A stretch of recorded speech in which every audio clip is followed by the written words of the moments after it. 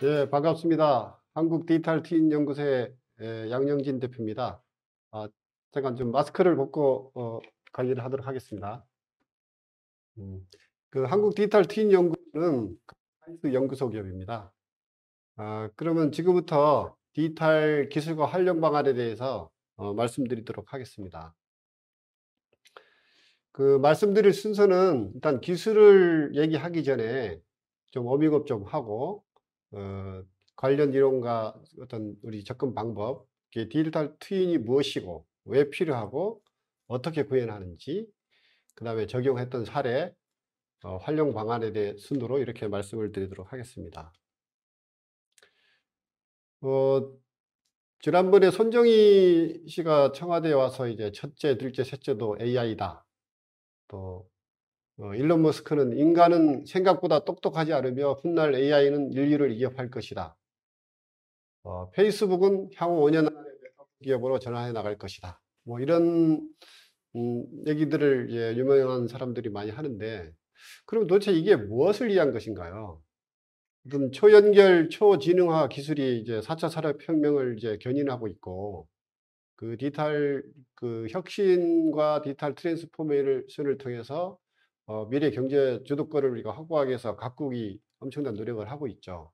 우리나라도 그 한국판 뉴딜이라는 사업을 엄청난 예산을 투입해서 선도국가로 대전환시키기 위해서 노력하고 있고요. 그러면 그 안에 들어가는 뭐 여러 가지 CPS니 RPA니 AI니 IoT니 뭐 AR, VR 뭐 여러 가지 기술들이 많죠. 그러면 이런 기술들이 과연 무엇을 위한 것이냐? 기술은 결국 인간의 필요에 의해서 인간이 살아가는데 그 부딪히는 문제를 해결하기 위해서 개발된 것이고, 기술 자체가 목적이 될 수는 없다고 생각합니다. 그래서 이제 목적과 수단 측면에서 보면 이제 디지털 트윈이라는 것이 있고요. 그다음에 뭐 디지털 트윈하고 같이 따라오는 그런 기술들이 뭐 CPS, 옵티마이제이션, 뭐 AI, 데이터 애널리틱스, VR, AR, MR, 뭐 메타버스 이런 얘기들을 많이 하죠. 그러면 도대체 이게 왜 필요하고 무슨 관계냐? 그 목적 측면에서 보면 그 문제를 해결하는 목적으로 기술이 쓰일 수도 있고요. 그 이 오락 관광 교육 등 어떤 시스템 체험 목적으로, 두 가지 목적으로 이제 구분해 볼 수가 있을 텐데, 디지털 트윈에서 트윈을 이용해서 다양한 그 이 발생 가능한 시나리오를 입력을 시켜서 시뮬레이션을 하고, 그 시뮬레이션 데이터를 가지고 분석도 하고 예측도 하고 진단도 하고 비주얼라이제이션 시킬 수 있는 그런 기술들이 AI나 이제 데이터 애널리틱스 기술들이고, 그런 것들을 또 이 시뮬레이션 데이터를 가지고 가상 체험이나 환경 장비를 붙이면 이제 VR이 되는 것이고, 그 이 데이터를 분석을 해서 그중에 제일 좋은 거 최적화를 해서 실세계를 실제로 재현을 하게 되면 CPS가 되는 것이죠. 그리고 VR에다가 증강할 정보를 추가하면 이제 AR이 되고, 그거를 합치면 이제 MR이 되고, 요즘 이제 메타버스가 핫하게 뜨고 있는데, 메타버스는 이 VR, AR, MR의 어떤 확장 개념으로 현재는 얘기되고 있지만, 그 향후에는 현실 문제 해결하는 이런 수준까지 확대될 것이라고 뭐 예측도 해 봅니다. 그러면 이 모든 문제를 해결하거나 체험을 하는 목적으로 제대로 쓰이려면 디지털 트윈이 이러한 그 수단이 이제 필요하다. 이렇게 말씀드릴 수가 있을 것 같습니다. 그러면 이제 현상과 본질을 보시죠. 이게 뭐 이 사람이 될 수도 있고 이 나가 될 수도 있고 뭐 이 어떤 프로덕트가 될 수도 있고 프로세스가 될 수도 있고 하나의 시스템이 될 수 있다고 생각을 해 보면, 그 시스템의 어떤 본질, 그 기능이나 동작 특성이 당연히 있겠죠. 그럼 여기다가 어떤 인풋을 이렇게 넣었을 때 이런 동작 특성, 그러니까 펑션에 따라서 이런 아웃풋이 나오게 되게 됩니다. 그러면은 이 인풋과 아웃풋, 그다음에 전체 형상, 껍데기는 하나 이제 현상이 되는 것이고, 이 현상은 관찰 가능하며 데이터로 표현할 수가 있습니다. 그리고 본질은 관찰이 어렵고 데이터로 표현이 안 되고 또 동적이며 이제 기능, 펑션으로 이제 표현이 돼. 수학 같으면 이제 함수죠. 함수로 표현되는 것이죠. 그러면 지금 우리가 AI 이 빅데이터를 가지고 관찰된 데이터를 가지고 모든 문제를 푼다 그러는데 과연 현상만 가지고 현상을 잘 관찰해서 모든 문제를 풀 수 있느냐, 이런 거는 저희가 한번 생각해 봐야 될 문제다, 이렇게 말씀드리고요. 뭐 예를 들어서 성공, 우리가 성공을 이 나라고 생각했을 때 어떤 인풋이 들어와 가지고 많은 뭐 살아가면서 인풋을 받죠. 그런 환경에서 어떤 결정을 해서 행동을 하고 하는데 어떤 인풋에 어떤 사람은 민감하기도 하고 어떤 사람은 굉장히 둔감하죠. 어쨌든 그런 인풋을 받아 가지고 어떤 내 자신의 어떤 특성에 따라서 기능을 해서 어떤 결정을 해서 행동을 하고 어떤 성공을 하게 되죠. 그러면 이 성공은 뭐냐? 보통 이제 모든 사람이 성공하고 싶어 하는데, 성공은 사전적 의미로 목적하는 바를 이름으로 돼 있어요. 결국 성공을 하려면 목적이 명확히 있어야 된다. 목적 없이 성공할 수는 없는 것이죠. 그러니까 우리가 항상 살아가면서 내가 왜 사는지, 또 어떤 일을 하면 그 일을 왜 하는지, 그런 목적이 명확해야 성공할 수 있다. 그런 성공을 하는 과정에서 어떤 행복이라는 어떤 느낌, 어떤 그런 것들을 느낄 수가 있죠. 그러면 성공의 반대는 뭘까요? 실패일까요? 실패 안 하고 성공할 수 있을까요? 그래서 성공의 반대는 어떤 것을 시도하지 않는 것입니다. 포기하거나 시도하지 않는 것을 우리가 성공의 반대라고 얘기할 수 있습니다. 그러니까 여러분들도 어쨌든 이런 기술을 우리 강의를 통해서 만나게 됐는데, 성공을 하시려면 목적을 반드시 정확하게 잡고 목적하는 바를 이루기 위해서 시도하시고 포기하지 마시고 하시면 반드시 성공할 거라고 생각합니다. 저도 그렇게 살고 있습니다.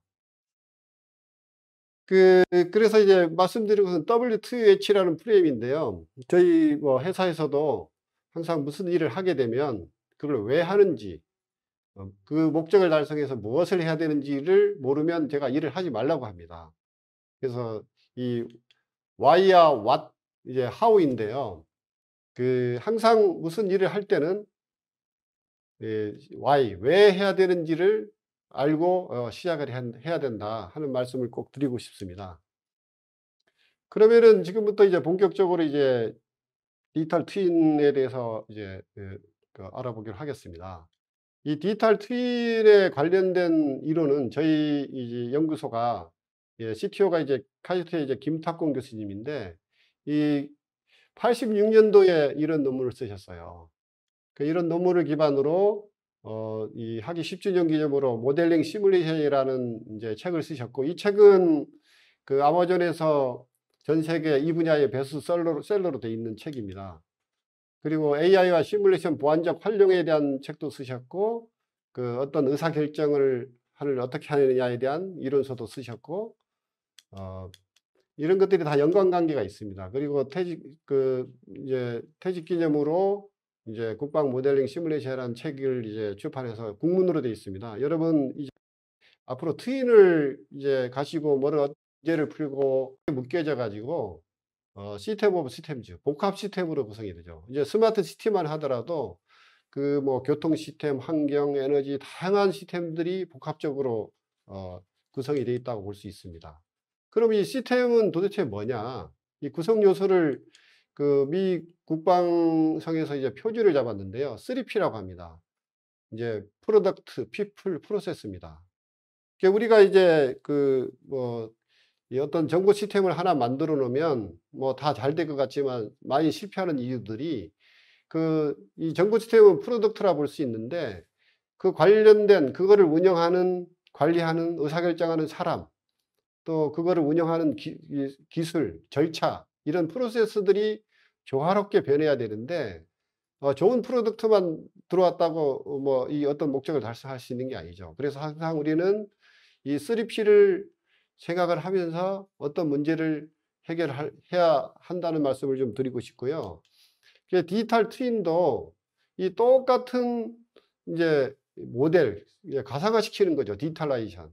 그 제품은 제품 모델, 피플은 피플 모델, 뭐 프로세스는 프로세스 모델이 만들어지는 거고, 이런 모델들이 그 궁극적으로 각각의 디지털 트윈이 되는 것이고, 이런 목적에 따라서 이런 것들이 다양한 조합으로 이제 이루어지겠죠.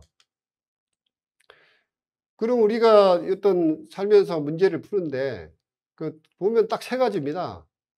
그 어떤 시스템에다가 어떤 입력을 가했을 때 어떻게 될 거냐 하는 것은 분석과 예측의 문제입니다.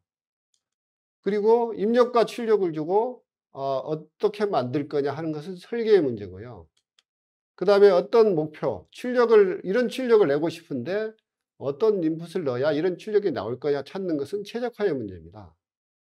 우리가 푸는 모든 문제들은 이 세 개 범주 안에 들어 있다고 보시면 됩니다. 그러니까 여러분들 앞으로 이 일을 하실 때 내가 풀려고 하는 문제가 분석 예측 문제냐, 설계 문제냐, 최적화의 문제냐를 잘 생각해 보고 하시면은 많은 도움이 될 거라고 생각이 듭니다.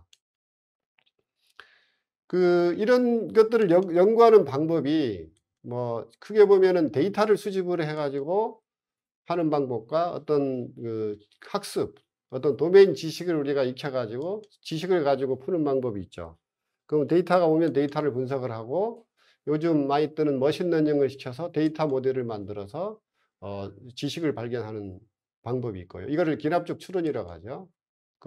또 반면에 지식을 가지고 어떤 목적에 맞게 추상화시켜서 모델을 만들어서 시뮬레이션 실험을 통해서 어떤 데이터를 얻어내는 이런 방법은 연역적 추론 방법이라고 하죠. 어. 그래서 이제 이 두 가지의 문제 푸는 방법이 있는데, 위에는 관심 대상 시스템의 어떤 본질을 보는 게 아니라 현상을 보고 그걸 블랙박스로 보기 때문에 블랙박스 접근법이라고 하고, 관심 대상 시스템의 본질, 지식을 가지고 문제를 푸는 방법은 화이트박스 접근법이라고 합니다. 두 가지 접근 방법이 각각 장단점이 있기 때문에 두 가지 방법을 아직까지도 지금 계속 활용하고 있죠. 디지털 트윈에 대한 이 정의는 다양합니다. 어떤 사람은 인포메이션 컨스트럭트다. 어떤 사람은 시뮬레이션이다. 매핑이다. 레프레젠테이션이다. 카피다. 리플리카다. 뭐 다양한 게 이제 정의를 하고 있고요. 그 대상도 매니팩처드 프로덕트다. 뭐 시스템이다. 뭐 디바이스다. 뭐 피지컬 엔티티다. 다양하게 대상들이 존재하는데 이 어떻게 표현할 것이고 그 대상은 무엇을 할 것인지에 따라서 이제 달라지는데, 아직까지 뭐 표준화된 학술적으로 표준화된 정의는 아직 없다고 볼 수가 있습니다. 요 세부 내용은 과학기술 작년 말에 과학기술 평가원에서 김상훈 교수님께서 강의한 내용이 있습니다. 이 URL을 보시고 한번 시청해 보시면 좋을 것 같습니다. 그러면 디지털 트윈이 도대체 뭐냐? 디지털 트윈은 뭐 그림에서도 보시다시피 실제 시스템하고 똑같은 복사본이죠. 어떤 물리적인 자산이나 프로세스나 아까 3P 말씀드렸죠. 시스템에 대한 디지털 복제본이다. 그럼 조금 더 세부적으로 얘기를 하면 어떤 대상 객체의 어떤 구성 컴포넌트하고 그 컴포넌트의 동작 특성을 표현하는 살아있는 디지털 시뮬레이션 모델이다. 똑같은 걸 만드는 거죠. 그래서 그러면 이걸 어떻게 쓸 거냐. 전체 어떤 것들이 뭐 처음에 나와서 결국은 없어지죠. 그래서 그런 전체 라이프 사이클에 실체계와 디지털 트윈이 서로 연동돼서 살아가는 겁니다. 근데 이제 실제 시스템이 어떤 시간의 흐름에 따라서 특성이 바뀝니다. 변합니다. 그러면 똑같이 디지털 트윈도 실체하고 연동해서 학습 진화를 시켜주고 항상 일관성과 동질성을 유지해 주는 것이 이 디지털 트윈의 핵심 기술이라고 볼 수 있습니다. 그래서 전체 뭐 설계, 구현, 검증, 운영, 유지, 보수 단계에 동기화되면서 같이 살아가는 것이죠. 그러면 이 디지털 트윈이 필요한 이유는 실체계에서 할 수 없는 것들, 뭐 시간이나 공간이나 비용이나 안전 문제들 때문에 실체계에서 해볼 수가 없어요. 해볼 수 없는 것들을 디지털 트윈을 통해서는 그런 거하고 무관하게 독립적으로 해볼 수 있기 때문에, 그래서 이 디지털 트윈이 가치가 있는 겁니다. 그런 실험을 통해서 뭐 분석, 미래 변화까지도 분석도 해보고 예측도 해보고, 내가 어떻게 하는 것이 가장 최적이냐 하는 최적화, 이런 서비스를 해줄 수 있는 것이 있다는 것이 디지털 트윈의 핵심 가치라고 보겠습니다. 우리가 항상 살면서도 이렇게 하면 어떻게 되지? 저렇게 하면 어떻게 되지? 항상 고민하고 살지 않습니까? 그런 고민을 하지 말고 앞으로는 디지털 트윈을 잘 만들어서 디지털 트윈한테 질문을 하는 거죠. 그럼 얼마나 좋겠습니까? 근데 디지털 트윈은 똑같이 만든다는 것은 사실 쉬운 일이 아닙니다. 그래서 이 목적이라는 제한을 두겠죠. 아까 성공하려면 목적을 우리가 반드시 정해야 되듯이, 디지털 트윈이 잘 만들어지고 그게 서비스가 잘 되려면 목적이 분명해야 된다. 예를 들어서 컴퓨터를 하나 보더라도 뭐 컴퓨터를 빠른 컴퓨터를 하나 만들고 싶다. 아니면 고장 진단하는 컴퓨터를 만들고 싶다. 원조 특성을 잘 하는 컴퓨터를 만들고 싶다. 뭐 이런 여러 가지 목적들이 있을 텐데, 그 목적에 따라서 이 모델도 달라지고 거기에 수입되는 데이터도 달라지는 겁니다. 그래서 그 목적이 항상 중요한 것이고요. 그러면 이 디지털 트윈을 가지고 뭘 할 것이냐. 디지털 트윈 만드는 것 자체가 목적이 되면 안 되겠죠. 그게 이제 디지털 트윈의 운영 기술이라고 볼 수 있는데, 디지털 트윈을 잘 만드는 기술과 그다음에 이거를 잘 운영해서 하는 기술인데, 결국 디지털 트윈을 가지고 어떤 우리가 살아가면서 부딪히는 많은 문제를 잘 해결하려고 하는 거죠. 그 문제가 아까 말씀드렸던 분석, 예측, 최적화가 되겠습니다.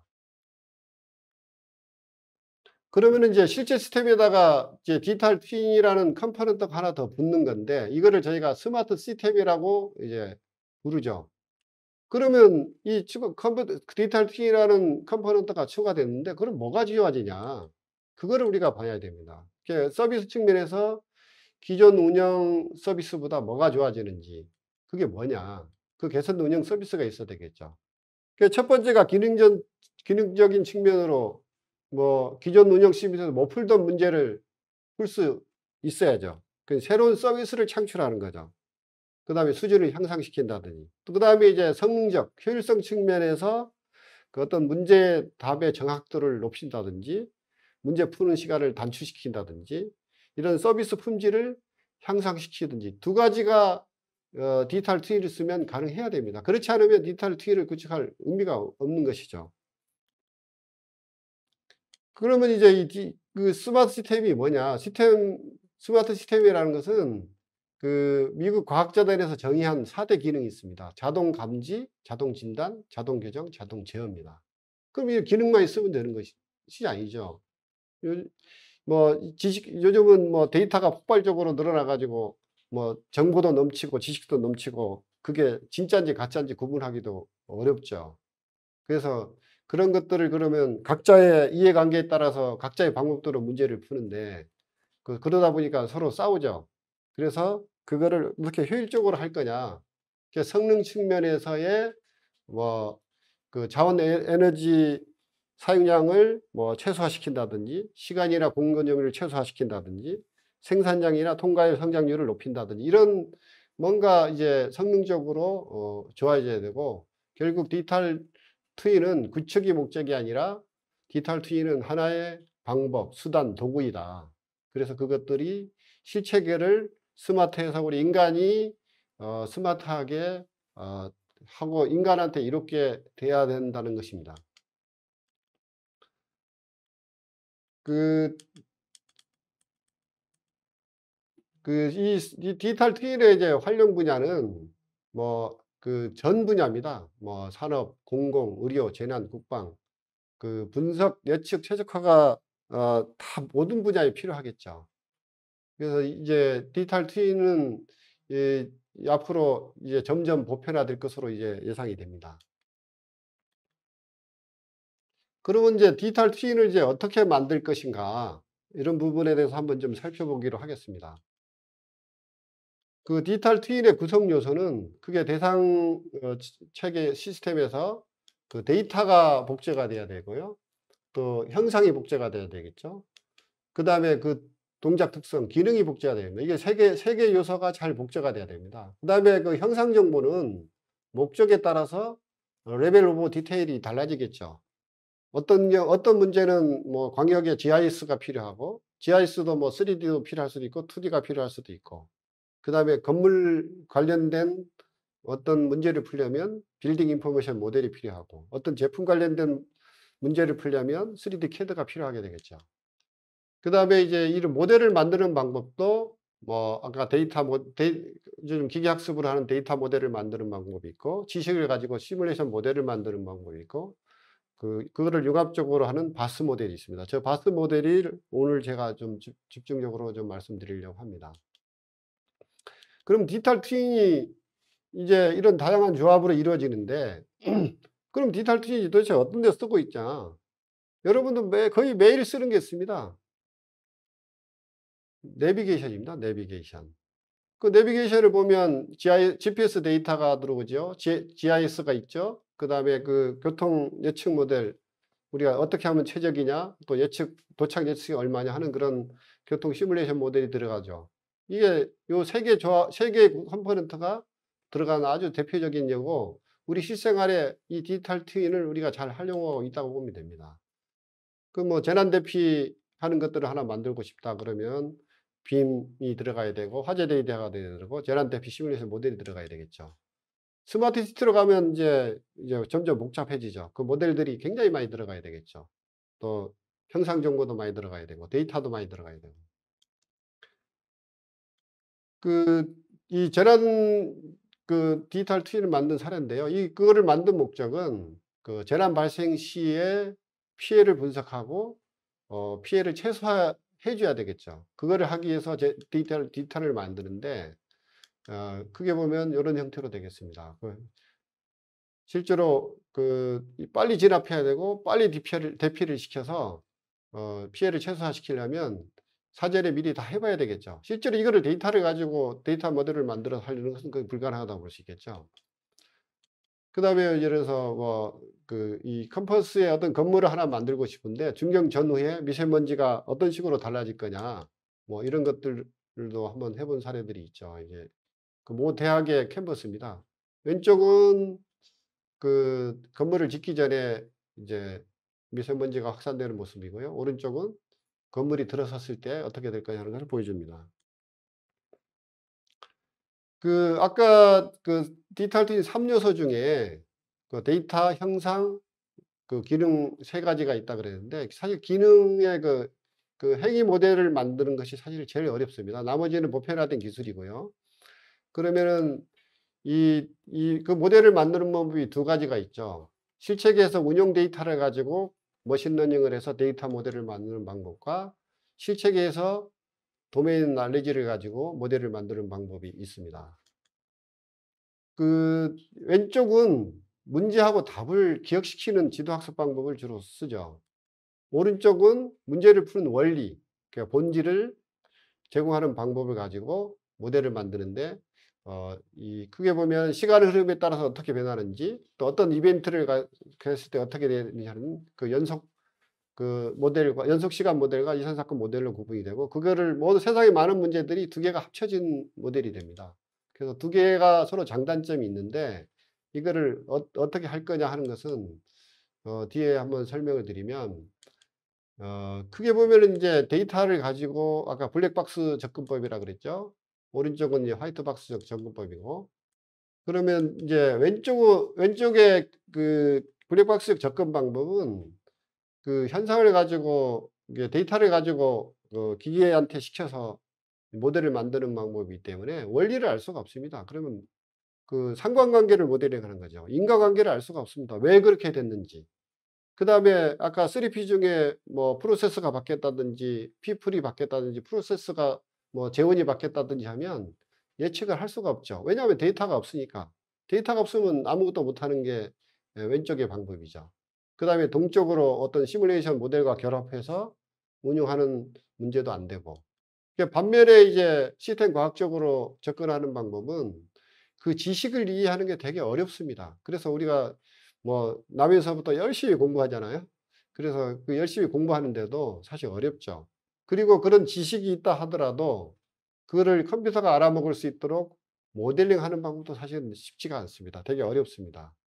그리고 그걸 가지고 시뮬레이션해서 결과가 나온 데 대해서도 반드시 그 신뢰도 검증이 필요합니다. 이게 어떻게 보면은 각각 그 방법의 구조적인 한계입니다. 그래서 저희는 이런 각각의 구조적인 한계를 각각의 장점을 가지고 상호 보완적으로 융합하자는 것입니다. 그게 바스 모델입니다. 빅데이터, AI, 시뮬레이션 상호 보완적 융합 모델을 우리 저는 바스 모델이라고 합니다. 그래서 여기에다가 ICT를 붙이면 이게 바스 기반의 디지털 트윈이 이제 된다고 볼 수 있습니다. 그래서 이걸 가지고 시스템을 설계를 한다든지 운영을 한다든지 유지보수 한다든지 전 수명주기에 걸쳐서 검증하거나 분석하거나 최적화하거나 이런 일들을 이제 할 수 있고, 이런 것들이 지금까지 하던 방법보다는 좀 더 현실성이 있고 신뢰성이 있고 창의적으로 해결을 할 수 있다는 것입니다. 아까 그 뭐 구조적인 문제점 중에 데이터 모델의 인과관계를 설명할 수 없다 그랬는데 한 예를 들어볼까요? 그 이 소방차 출동 그 데이터와 그 화재 피해 데이터를 이제 뭐 통계청에서 뭐 해방 이후에 다 가지고 있다고 칩시다. 그럼 실제로 우리가 뭐 데이터 분석을 안 해봐도 실제로 이런 비례하겠죠.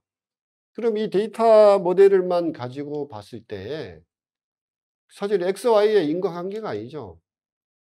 그러면 예를 들어서 화재 피해를 줄이려면 소방차를 출동 안 하게 하면 될까요? 이건 아닌 거죠. 그래서 어떤 현상을 분석하는 것은 데이터 모델 가지고 하는 것은 맞겠지만 어떤 대안을 제시하는 인과관계가 불필요한 문제 해결을 해야 되는 데는 이런 데이터 모델을 쓰는 것이 적합하지가 않다고 볼 수 있습니다. 그다음에 또 하나는 그 동작 범위입니다. 실제로 우리가 뭐 스마트 팩토리 이런 걸 많이 하는데 공장에서 이제 IoT를 가지고 뭐 데이터를 수집을 해서 문제를 많이 풀려고 하는데요. 실제로 그 우리가 필요한 거는 실제 고장 났을 때 어떻게 할 거냐. 정상적인 살 때는 사실은 뭐 필요가 없지 않습니까? 그럼 고장 났을 때 데이터들이 사실은 이상 상황이 있을 때 데이터가 많이 필요한데 그런 데이터가 한정적이에요. 그 그래서 이제 이걸 가지고 뭐 분석을 한다, 예측을 한다, 최적화를 한다. 어 이 동작 범위가 다르기 때문에 적합하지 않다고 볼 수 있습니다. 이 그래프를 보시면 그 확연하게 드러나죠.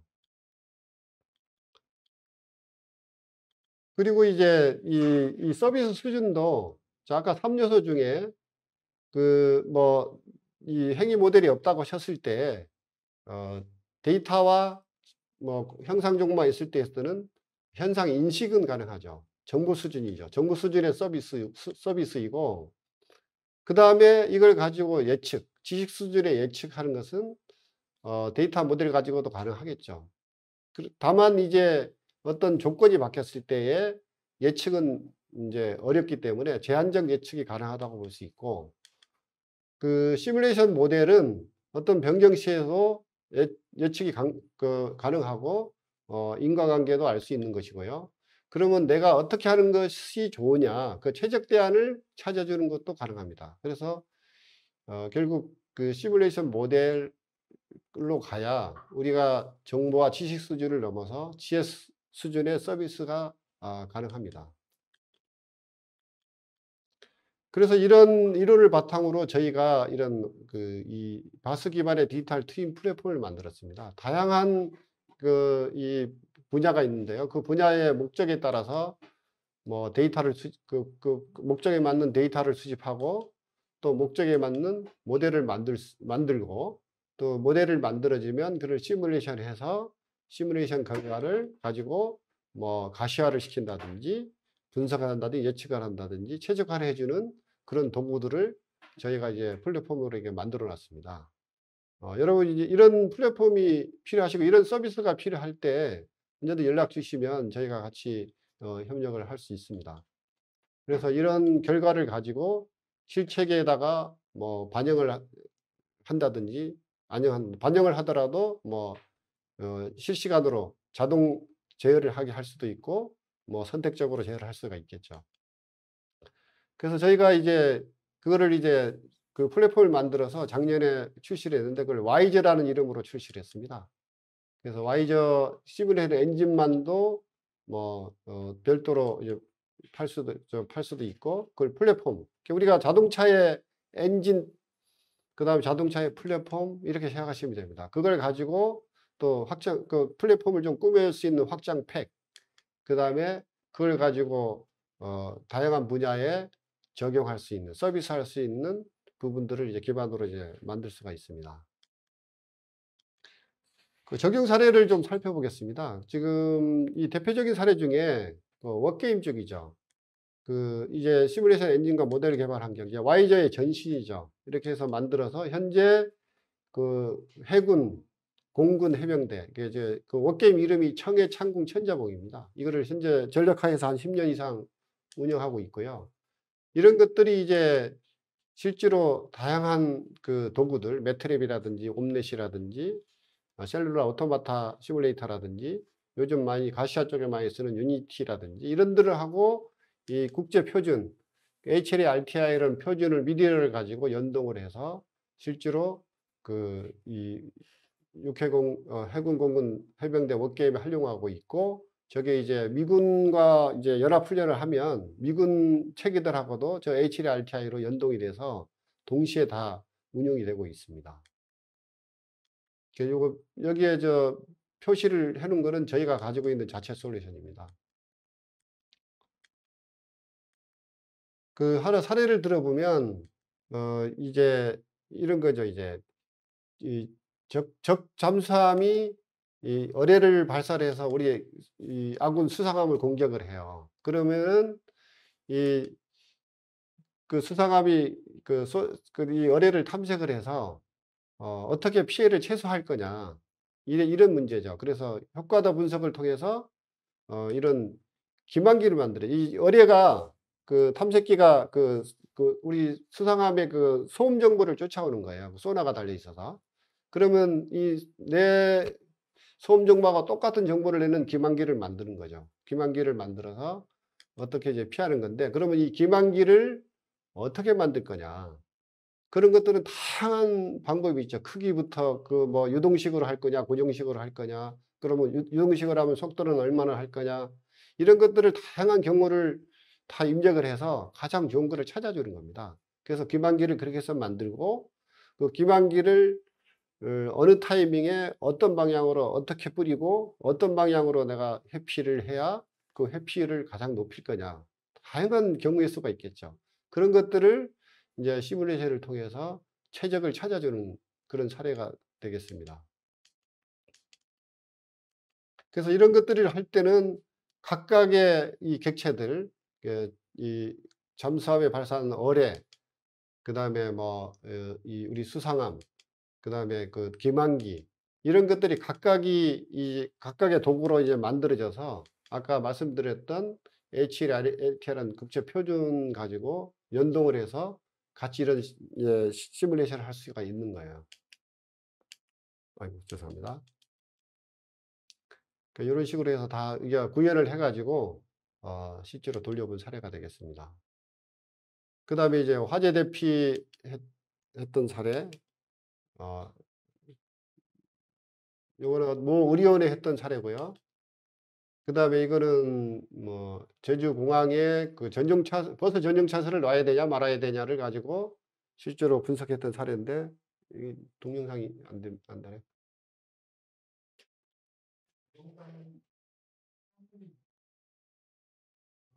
아, 예, 돌아갑니다. 예, 예, 예.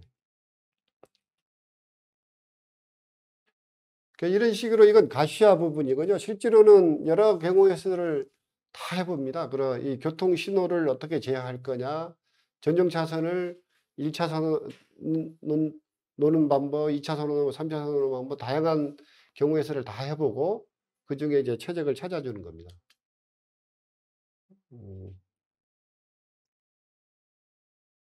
요거는 이제 교통 쪽에 적용했던 사례인데요.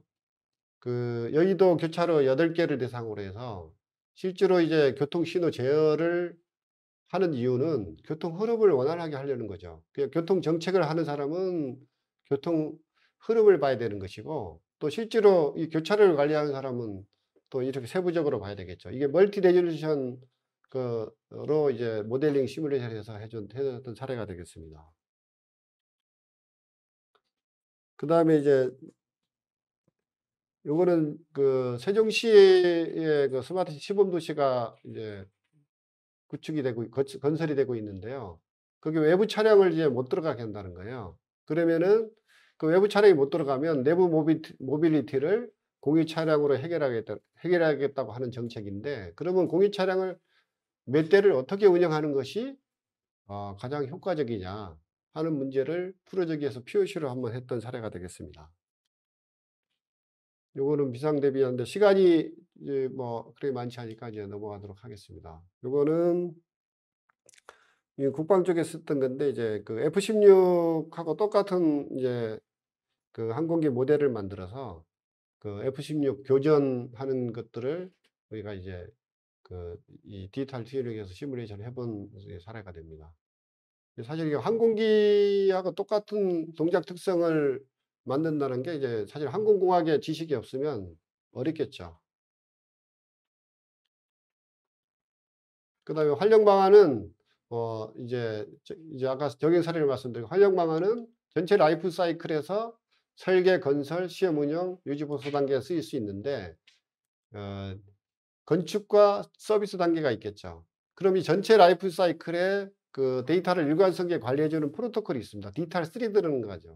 이 다음 시간에 아마 뭐 그 AAS라는 그런 것들을 아마 내용을 말씀드릴 텐데, 그 AAS가 이 디지털 쓰레기 개념이 이제 많이 들어가 있는 걸로 알고 있습니다. 그다음에 이제 설계 때는 디지털 트윈이 먼저 만들어지고, 이제 건설 때 스마트 시티가 만들어지겠죠. 그다음에 시험 운영 단계에서는 쌍으로 운영이 되고, 유지 보수 단계도 쌍으로 운영이 되겠죠.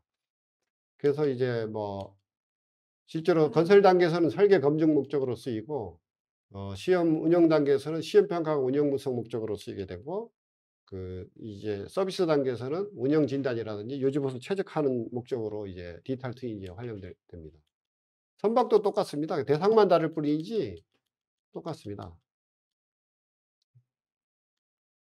이거는 모 조선소하고 저희가 이런 컨설팅을 해서 이쪽에 그 1년에 그 시운전 비용만 한 2천억이 들어간다 하더라고요. 그래서 그런 비용들을 이 디지털 TN을 활용함으로써 그 이 시운전의 품질도 높이고 비용도 줄일 수 있는 그런 것들을 좀 과제화해서 지금 해보려고 지금 추진 중에 있습니다. 그다음에 이제 실제로 이제 데이터를 수집을 해 가지고 그 기계 학습을 해서 AI를 써서 모델을 만들어서 그 현재 운영의 문제점도 분석하고, 현재 상태 유지 시 예측도 가능하고, 현재 운영지에서 제일 좋은 거를 찾을 수 있는데, 그러면 이제 어떤 대안이 제시가 되겠죠. 그럼 대안이 제시가 됐으면 이 대안이 진짜 최적이냐 아닌지 검증을 해야 될 거 아닙니까? 이게 지금 한계인데, 이런 것들을 이런 그 모델을 만들어서 실제로 데이터를 가지고 그 대안을 적용해서 시뮬레이션해서 검증도 해 보고, 그 가상 운영에 또 다른 방법으로 했을 때 어떻게 될지도 분석도 하고, 그 예측도 가능하고, 기존 운영뿐만 아니라 대안 적용했을 때까지 포함해서 최적화가 가능하겠죠. 이런 목적으로 이제 디지털 트윈을 좀 활용할 수가 있고요. 다음은 이제 빅데이터 생성기로도 쓸 수 있습니다. 실제 시스템에서 그 확보할 수 있는 데이터는 굉장히 제한적이죠. 그래서 디지털 트윈을 도입하게 되면 다양한 시뮬레이션을 통해서 내가 데이터를 무한대로 생성해낼 수가 있습니다. 구글 같은 경우에 2012년부터 뭐 이 자율주행 기술을 개발하려고 한 160억 킬를 달렸다 하더라고요. 그럼 이 디지털 트윈을 활용하게 되면 굉장히 짧은 시간 내에 그보다 훨씬 많은 데이터를 확보할 수 있습니다. 구글이 160억 킬을 달린 그 상황이 앞으로 발생할 수 있는 모든 상황에 데이터가 포함되어 있을까요? 저는 그렇지 않을 거거든요. 그래서 그 데이터만 가지고 자율주행하는 것은 거의 불가능하다고 생각합니다. 그래서 이 디지털 트윈 기술이 반드시 도입이 필요하다고 생각하고요. 또 그다음에 이제 정비 문제 같은 것도 실체계에서 이렇게 정보 수집해서 이제 의사결정을 하는데, 디지털 트위를 도입했다 그러면 그 현실 세계에서 이제 고장을 내볼 수 없기 때문에 디지털 트위를 이용해서 폴트 인젝션을 시켜보는 거죠. 그러면 이거 그때 결과를 보고 데이터 고장 사진을 만들 수가 있겠죠. 그럼 이거 가지고 정비 의사결정을 하게 된다 그러면 훨씬 효과적이 되지 않겠습니까? 그래서 뭐 결론적으로 그 이 정보, 지식, 지혜에 대해서 말씀드렸는데 그 이 정보나 지식은 이제 차고 넘치죠. 그래서 이 who, when, where, 뭐 what은 하나의 데이터고 이게 묶이면 하나의 이제 정보가 되는 것이고 how에 대한 답은 지식을 가지고 하는 것이고 why에 대한 답은 지혜를 가지고 하는 겁니다. 그럼 여러분 아까 처음에 제가 모두에応用하면서 말씀드렸듯이 앞으로 우리가 살면서 모든 것들은 why부터 시작하자. 이런 말씀을 드리면서 오늘 제 강의는 여기서 마치도록 하겠습니다. 네, 감사합니다.